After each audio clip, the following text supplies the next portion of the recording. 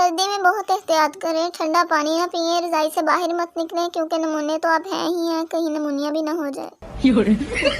अगर किसी का अखलाक देखना हो तो सर्दी में उसका दरवाजा खुला छोड़कर चले जाओ। मछली सारी उम्र नहाती रहती है फिर भी उसकी स्मेल नहीं जाती। हम भी अगर सर्दियों में नहीं नहाएंगे तो कोई फर्क नहीं पड़ता।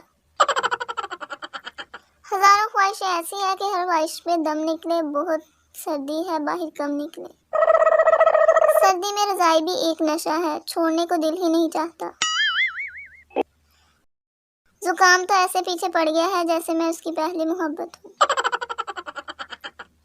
एक ऐसे शख्स की तलाश है गालिब जो सर्दी में मेरी जगह नहा लिया करे।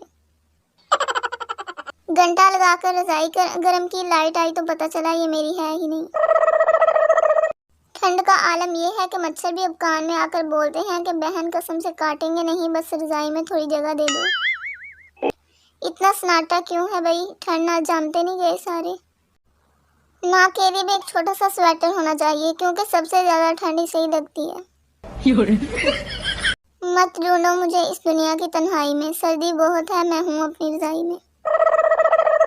आधा घंटा लग जाता है रजाई गर्म होने में और ठीक 31वें मिनट वॉशरूम जाने की जरूरत पड़ जाती है।